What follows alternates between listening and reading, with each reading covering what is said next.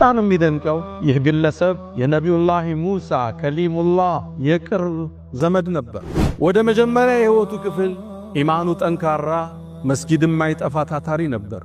የነሱን ዘመን ቁርአን ተውራት የሚባለውን ሲያነበንብ ድምፁ የሚያምር ሰዎች በተመስጦ የሚያዳምጡለት ግለሰብ ነበር። ወደ ኋላ ግን ዱንያ ተከፈተችለት፣ ደንበርን አለፈ፣ መጥፊያውም ሆነ። ወርቁ፣ አልማዙ፣ ብሩ የሀብት ክምችት ሰጠነዋል።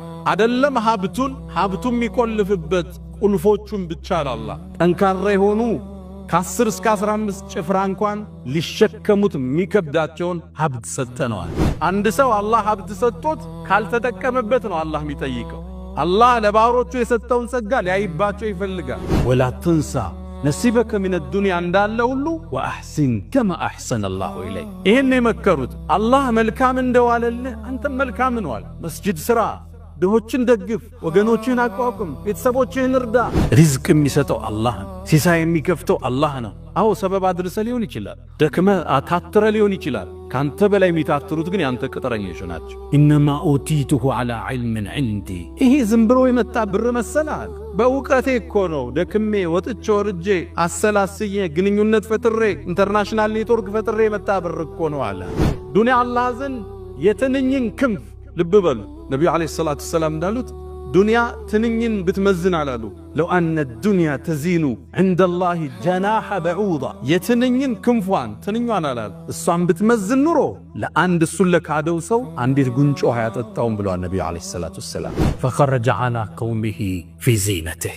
አንድ ቀን በኒ እስራኤሎች በሞሉበት አካባቢ ወርቁን አሰልፎ ጋርዶቹ አጅበውት አገልጋዮቹ ፊት ተሰልፈው ሚያምር ቢጫና ቀይ ልብስ ለብሰው የወርቅ ኮሮቻ ላይ ተቀምጦ ከቤተ መንግሥቱ ወጣ። ሲያዩት ሚያምር ነበር፣ ግርማ ሞገስ የተሞላው። ልክ እሱ ሲወጣ ሙእሚኖቹ ከሁለት ተከፈሉ። ንዋይ ያጠቃቸው የዱንያ ፍቅር ያሸለፋቸው ያ ለይተለና ሚስለማ ኡቲየ ቃሩን፣ ምነው ለኛስ ቃሩን እንደተሰጠው እንዲህ ሀብት በኖረነ፣ ኢነሁ ለዙ ሐዝን ዐዚም፣ ትልቅ ዕጣ ላይ ነው ያለው አሉ።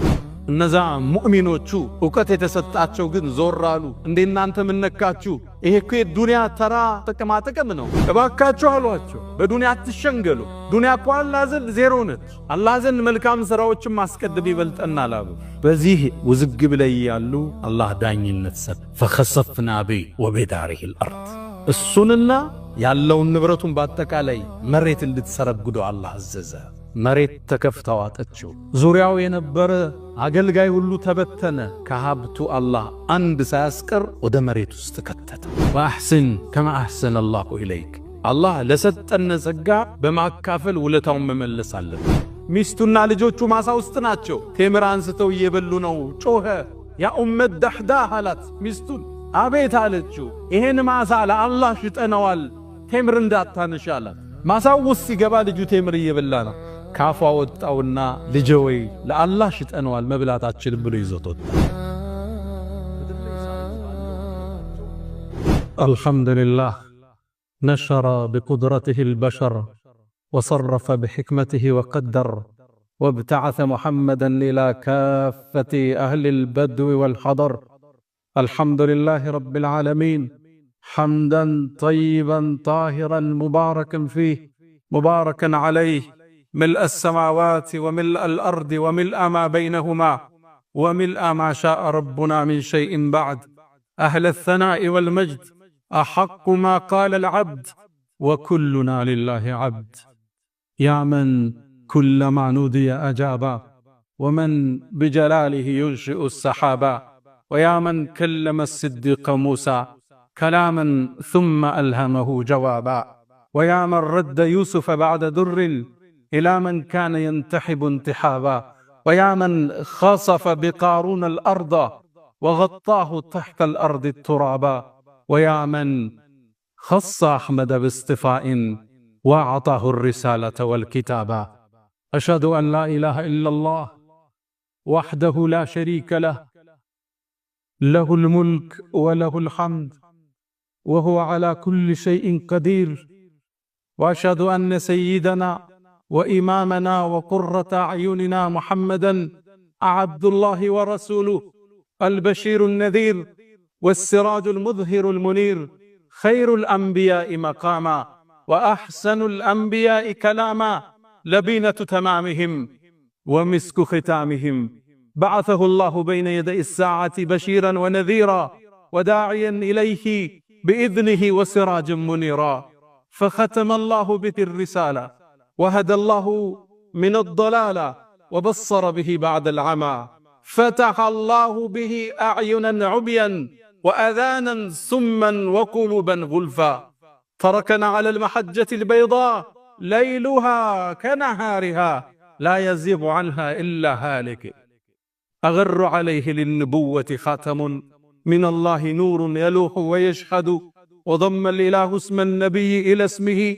إذا قال في الخمس المؤذن أشهد وشق له من اسمه ليجله فذو العرش محمود وهذا محمد نبي أتانا بعد يأس وفترة من الرسل والأوثان في الأرض تعبد فأمسى سراجا مستنيرا وهاديا يلوح كما لاح الصقيل المهند وأنذرنا نارا وبشر جنة وعلمنا الإسلام فالله نحمد فصلوات ربي وتسليماته عليه ما اتصلت عين بنظر ووعت أذن بخبر وسلم تسليما كثيرا عباد الله أوصي نفسي الخاطئة وإياكم بتقوى الله ولقد قال تعالى ولقد وصينا الذين أوتوا الكتاب من قبلكم وإياكم أن اتقوا الله يا أيها الذين آمنوا اتقوا الله حق تقاته ولا تموتن إلا وأنتم مسلمون يا أيها الذين آمنوا اتقوا الله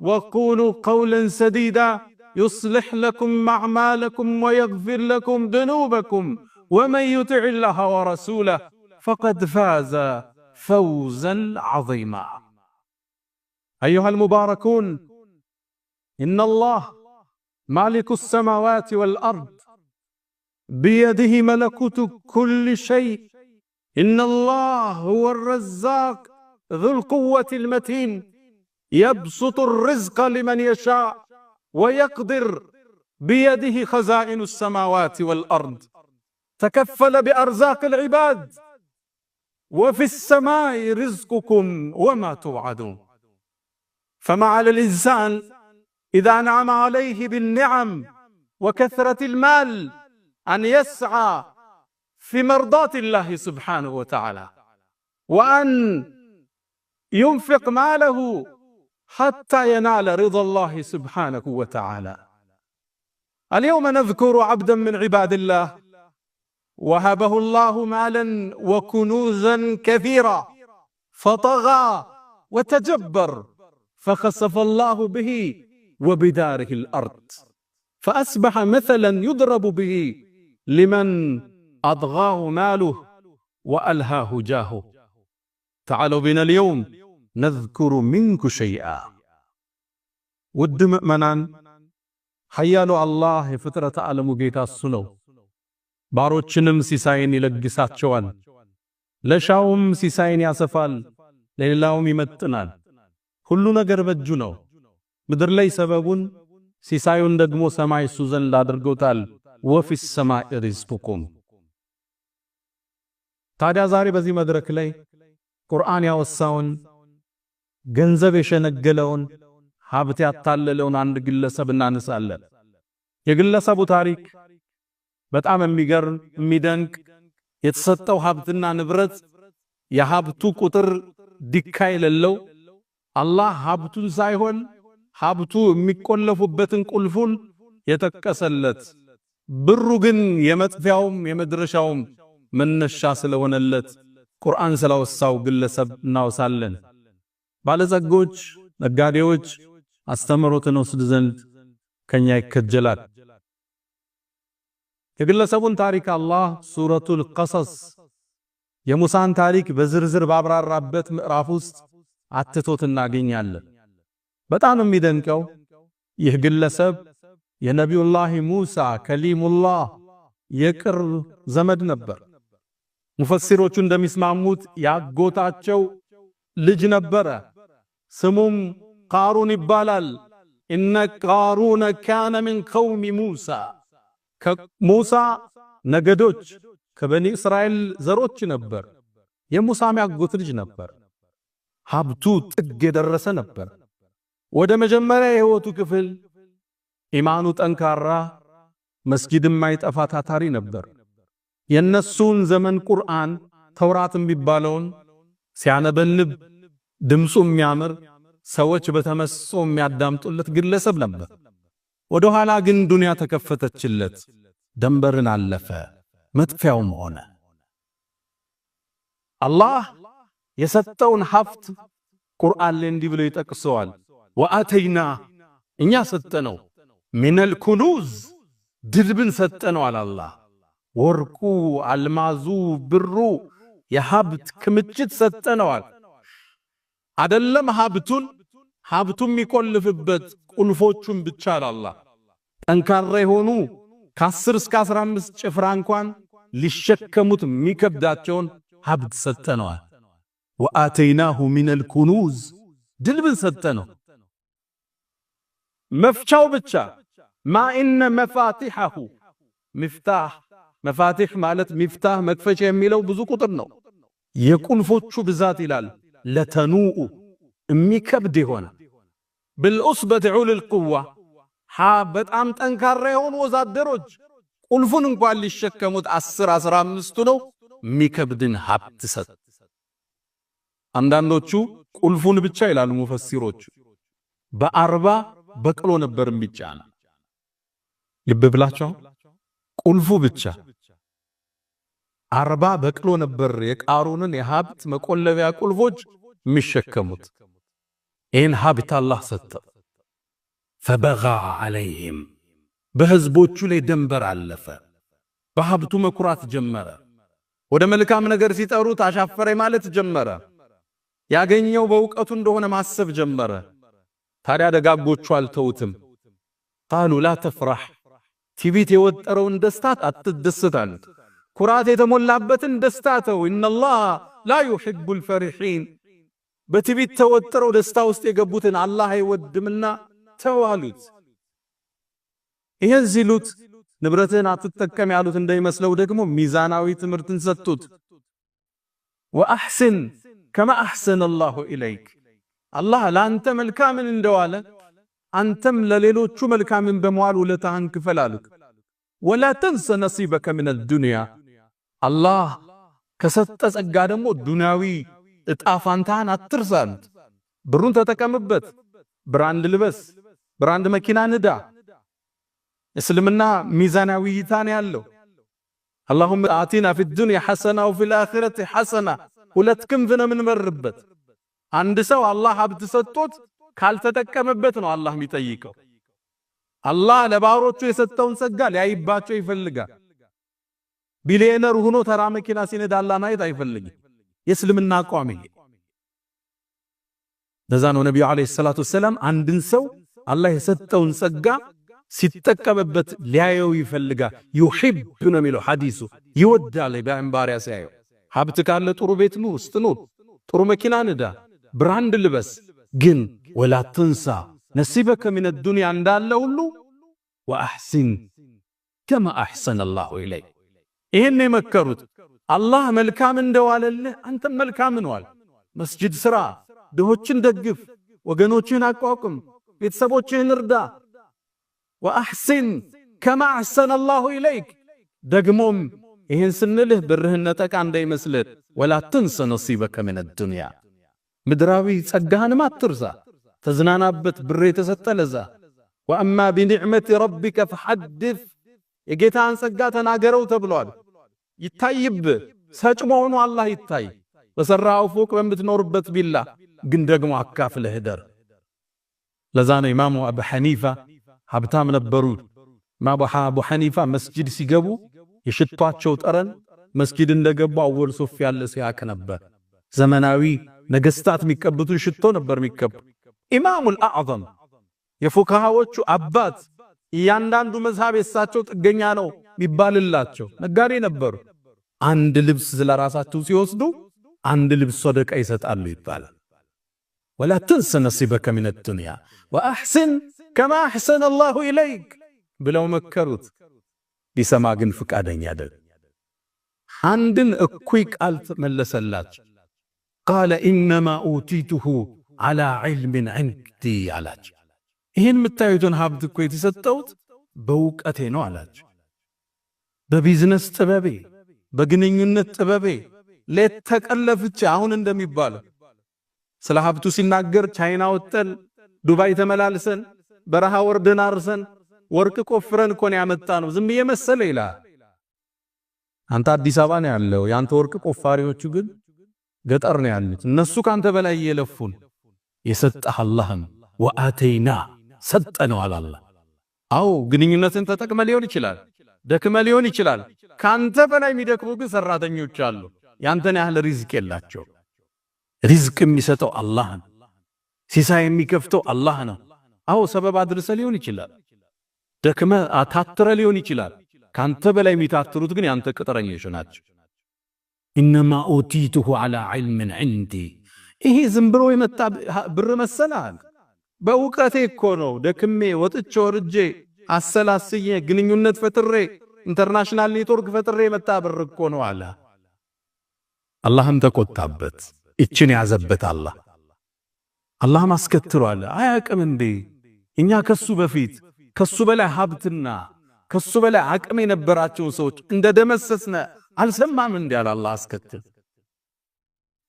ከዛም አንዴ የጥፋቱ ቀን ተገለጠ فخرج على قومه في زينته አንድ ቀን በኒ እስራኤሎች በሞሉበት አካባቢ ወርቁን አሰልፎ ጋርዶቹ አጅበውት አገልጋዮቹ ፊት ተሰልፈው ሚያምር ቢጫና ቀይ ልብስ ለብሰው የወርቅ ኮሮቻ ላይ ተቀምጦ ከቤተ መንግስቱ ወጣ ሲያዩት ሚያምር ነበር ግርማ ሞገስ የተሞላው فخرج على قومه ወደ ህዝቦቹ ወጣ ይሄ ሁሌ የሚያረገው ነው ወጥቶ ሀብቱን አሳይቶ ጉራውን ነፍቶ ይመለሳል ሁሌ በዚህ ጊዜ ግን አላህ ሊያልፈው አረፈለከ ልክ እሱ ሲወጣ ሙእሚኖቹ ከሁለት ተከፈሉ ንዋይ ያጠቃቸው የዱንያ ፍቅር ያሸለፋቸው ያለይተለና مثل ما اوتي قارون من نولنياس قارون እንደተሰጠው እንዲህ ሀብት በኖረነ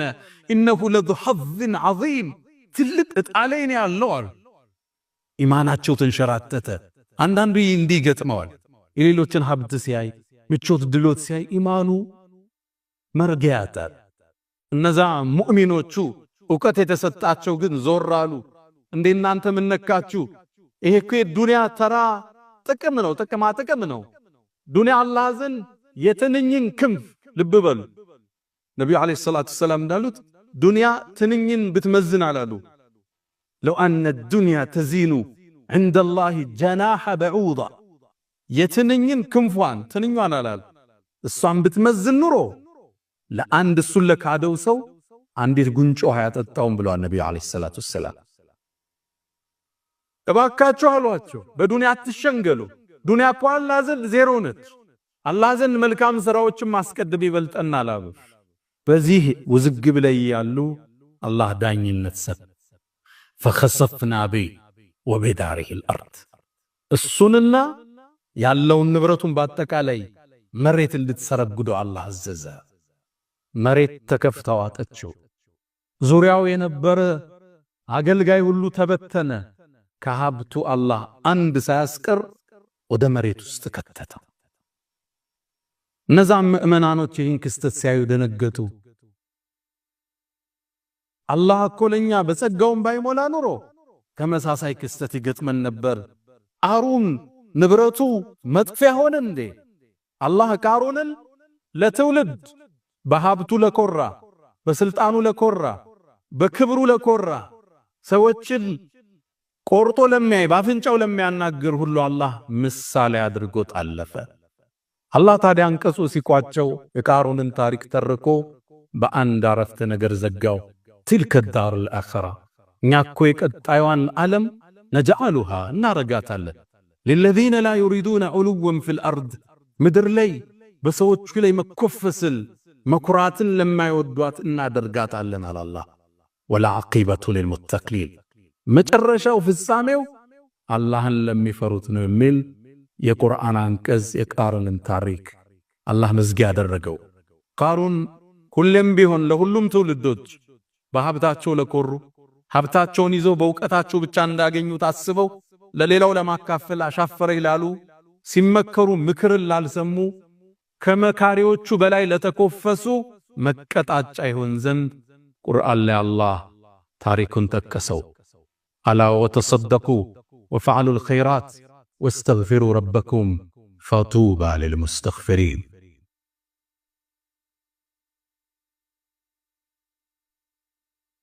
والحمد لله على إحسانه والشكر له على تفضله وامتنانه ولا إله إلا الله تعظيما لشانه وصلى الله وسلم وبارك على رسوله وإخوانه أما بعد ود مؤمنان الله يتكسر بن تاريك بركات تستمرتو ጠበጣል።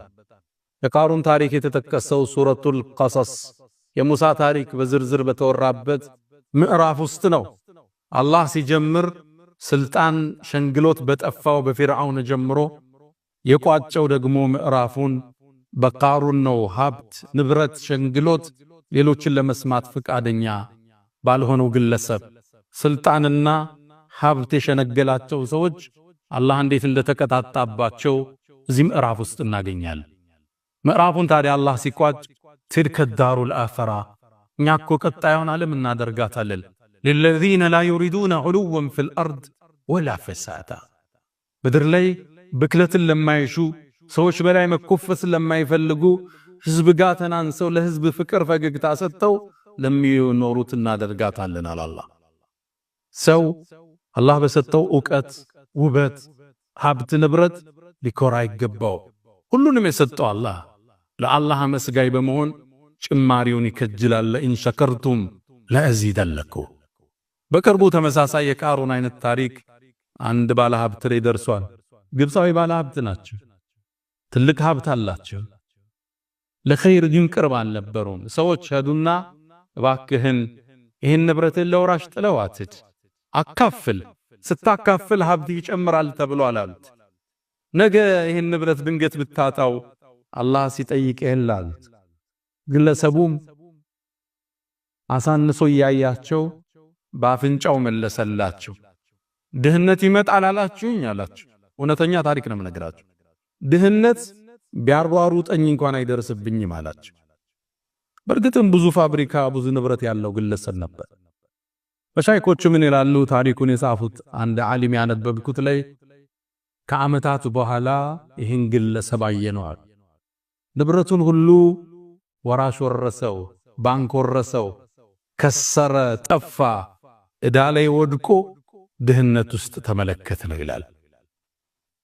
ሰው አላህ ኒዕማ ሲሰጠው በመስጠት ጸጋውን ይጠብቃል።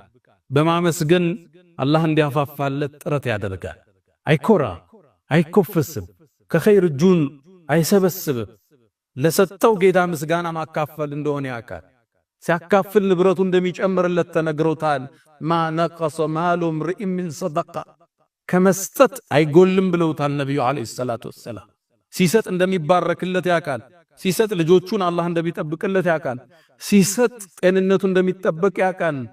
ከሰጣችሁ መልሷል ያለም ቃል ሙእሚን አይረሳም። ምድር ላይ የተሻለ ሀብት ስናገኝ ዘመድ ምን ዘጋ ጎረቤት አልፈን ምን ሄድ በአዲሱ መኪና መግፋት የሚያምረን ሰዎች ቃሩን ለኛ ትልቅ ተምሳሌት። አንኮፈስ፣ ከፍ አንበል። የሰጠነን ጌታ ዝቅ ብለን ወስጁድ ወቅተሪ ወደ አላህ በመቃረብ በማካፈል አላህን አመስጋኝ ነው። ከፍ ከፍ አንበል። ኢነከ ለን ተኽሪቀል አርድ ወለን ተብሉገል ጅባለ ጡላ። ኩፈሳው ተራራ ጋር በቁመት ለመወዳደር ነው ወይስ መሬትን ስንራመድ ለመብሳት አስበን? የሰው ልጅ ነን፣ እድሜያችን የተወሰነ አላፊዎችም ነን። ዝቅ ካልን አላህ ከፍ አድርጉን እዚህ ምድር እናልፋለን። ዑመር ኢብኑ አብዱል አዚዝ የሰይድና ዑመር የልጅ ልጅ ናቸው። እሳቸው 2 ዓመት ከ6 ወር የሙስሊሙን ዓለም አስተዳደሩ። ዝቅ ብለው አስተዳደሩ። ሲሞቱ ይላሉ ሊሞቱ አካባቢ ፍራሻቸው ላይ ተጋድመው ቤተሰብን ውጡ አሏቸው ይላል። ብቻቸው ነው። ከዛም እንሰማቸው ነበር። አንዲትን የቁርአን አንቀጽ ቀሩ። ትልከ ዳሩል አኺራ እኛ እኮ የቀጣዩን ሀገር እናደርጋታለን። ለለዚነ ላ ዩሪዱነ ዑሉወን ፊል አርድ ወላ ፈሳዳ ምድር ላይ በመኮፈስ አምባገነን ላልነበሩት ብክለትን ላላንሰራፋት እናደርጋታለን ብለው ሩሃቸው ወደ አላህ ተሻገረች። ሙእሚን ሲኖር ያለውን አካፍሎ ሰው ጋር ስቆ ሰውን አቅፎ ተናንሶ ከፍታን አግኝቶ ያልፋል። የመጀመሪያው ትምህርታችን እሱ ነው። ሁለተኛው ወአሕስን ከማ አሕሰነ አላሁ ኢለይክ አላህ ለሰጠን ጸጋ በማካፈል ውለታውን መመለስ አለብን። ንብረታችንን መጠበቅ አለብን። አላህ ይላሉ ነብዩ አለይሂ ሰላቱ ወሰላም ለባሮቹ ሀብትን ይሰጣቸዋል። የሚያካፍሉት ከሆነ ሀብቱን እዛ ያቆይላቸዋል።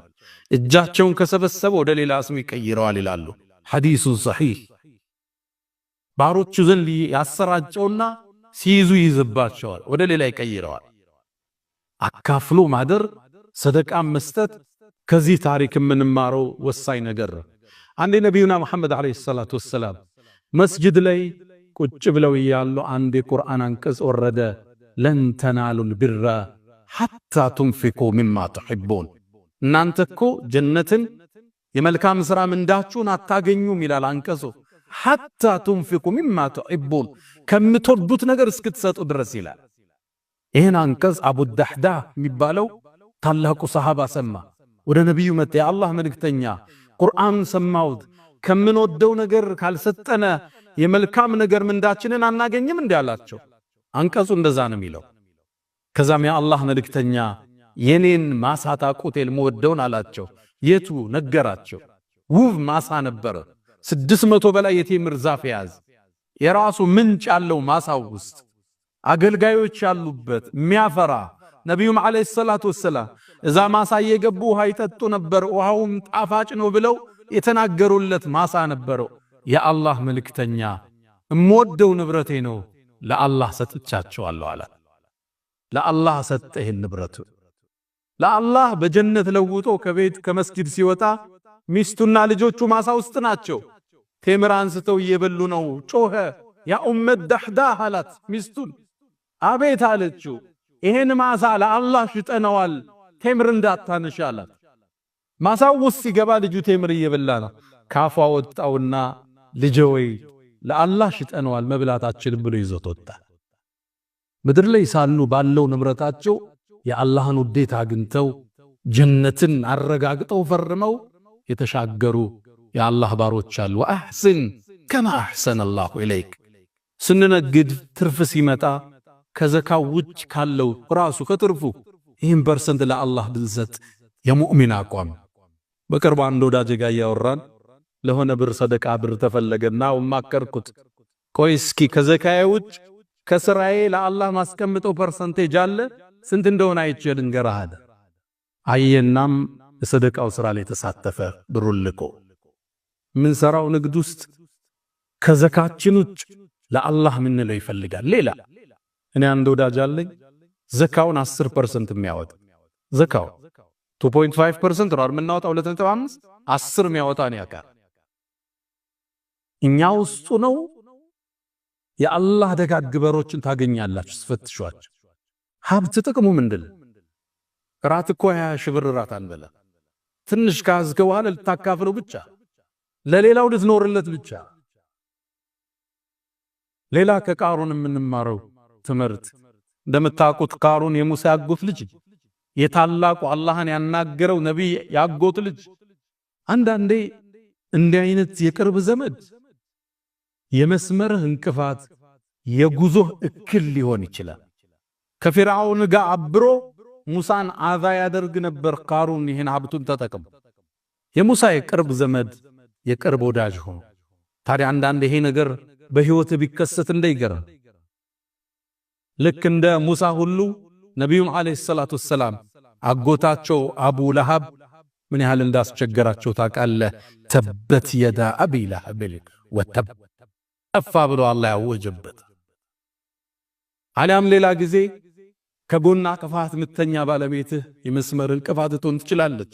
ልክ የሉጥና የኑህ ሚስት ከነሱ ተቃርነው እንደቆሙና ጥፋት ውስጥ እንደገቡት ሁሉ ሌላ ጊዜ አብረው የተወለዱት የአብራክ ክፋይ ካንተ መስመር ተቃራኒ ተጻራሪ ሊቆሙ ይችላሉ ልክ እንደ ነብዩላህ ዩሱፍና እንደ ወንድሞቹ ኢነ አባና ለፊ ضلال ሙቢን ያሉ ወንድማቸውን ጉድጓድ ውስጥ ለመክተት ርህራይ ያልነበራቸው እቅቱሉ ዩሱፍ አው ጥራሁ ወይ ንግደለው ብለው ወንድማቸው ላይ ሴራ ያወጡ አንዳንዴ ሸይጣን መሃል ይገባልና እንደ አይነት ነገሮች ቤተሰብህም ውስጥ ሊከሰት ይችላል ይህን ስታደንግጥ ዝምድናህን ለመቀጠል ጥረት አድርግ በሶብር ነገራቶችን ለፋቸው ከጨለማ በኋላ ብርሃን መምጣቱ አይቀርም የቅርብ ዘመድ እርግጥ ሲዞልምህ ህመሙ ከሌላ የበለጠ ይበረታል وظلم ذوي القربى أشد مضادة نميلت هممو ተወርሮ ከሚወጋህ ጦር በላይ ያማ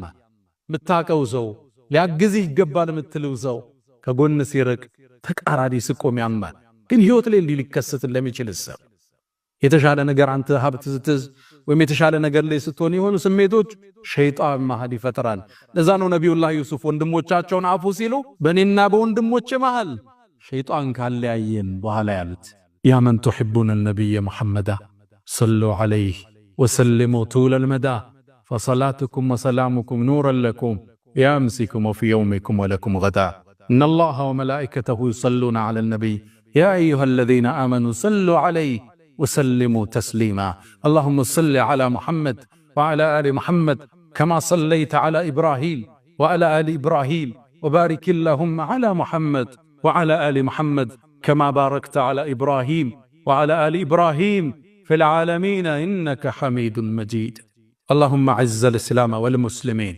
وأذل الشرك والمشركين ودمر اللهم أعداءك أعداء الدين اللهم إنا نعوذ بك من زوال نعمتك وتحول عافيتك وفجاءة نقمتك وجميع سخطك يا أرحم الراحمين اللهم إنا نعوذ بك من جهد البلاء ودرك الشقاء وسوء القضاء وشماتة الأعداء اللهم حبب إلينا الإيمان وزينه في قلوبنا وكره إلينا الكفر والفسوق والعصيان وجعلنا من الراشدين اللهم إنا نسألك العفو والعافية والمعافاة الدائمة في الدين والدنيا والآخرة اللهم ربنا آتنا في الدنيا حسنة وفي الآخرة حسنة وقنا عذاب النار ألا فأقم الصلاة